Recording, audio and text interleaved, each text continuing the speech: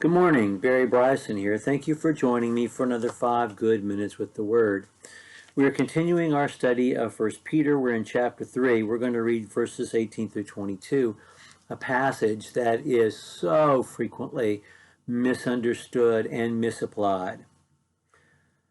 So, he's just told us to sanctify Christ as Lord in our hearts. He's talked to us about what we do when we get arrested and interrogated and face torture and execution for being Christians. And he said, the first thing we have to do is sanctify Christ as Lord in our hearts. And then we give an answer. We don't go silent, and we don't cower, and we don't hunker down.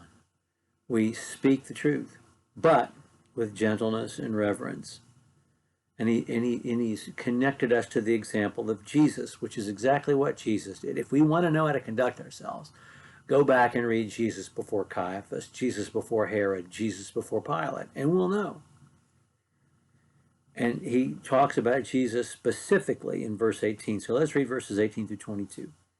For Christ also died for sins once for all, the just for the unjust, in order that he might bring us to God, having been put to death in the flesh, but made alive in the Spirit, in whom also he went and made proclamation to the spirits who are now in prison, who once were disobedient when the patience of God kept waiting in the days of Noah during the construction of the ark, in which a few, that is, 8 persons, were brought safely through the water.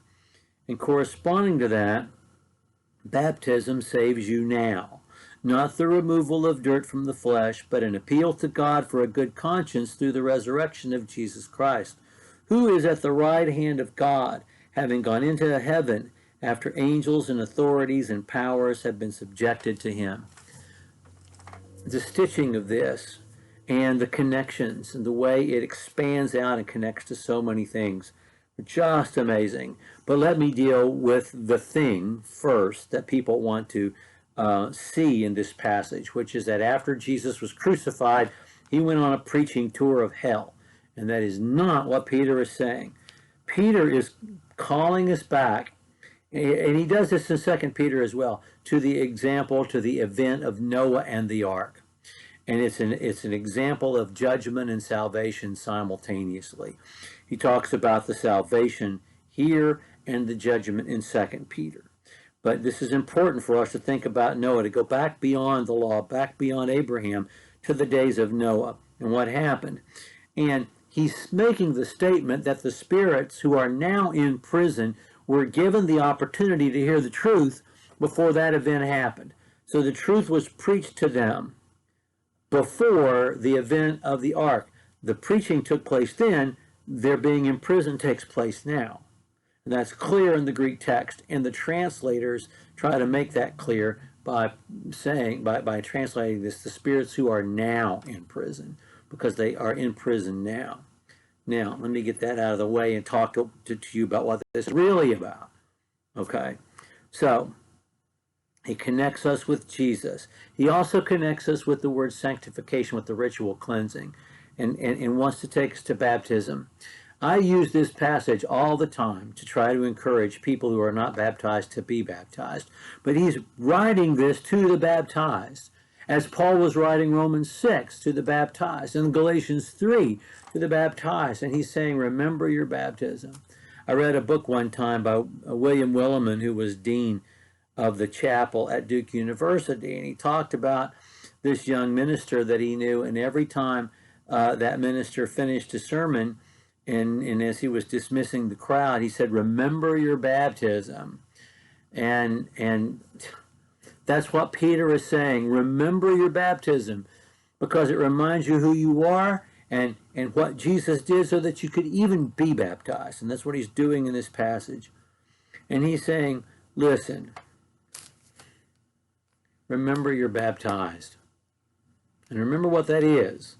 It's not what the Jews did when they baptized people. It wasn't to wash the Gentile away. It was about making you clean on the inside. It was about giving you a conscience that was free from sin, because Jesus had washed that sin away because he paid for that sin. If that's who you are, don't mess that up. Remember what Jesus did for you. And remember this as well, that the people who were sinning in the days of Noah were given the opportunity to know the truth. You're that opportunity for these Romans right now, because you already know the truth. And since you know the truth, don't betray the truth. And it reminds us as well of this, that God is in control, that Jesus reigns. Jesus died on the cross, and that death was his victory. And now he has rule and dominion over everything. Before he went into heaven, he said personally to me, Peter, all power has been given to me in heaven and on earth. You know this. And you know that your death for Jesus will be your victory as well. So don't forget that angels and authorities and powers have been subjected to him. And don't forget that if you have to die for your faith, it is your victory. It is instantaneously your victory.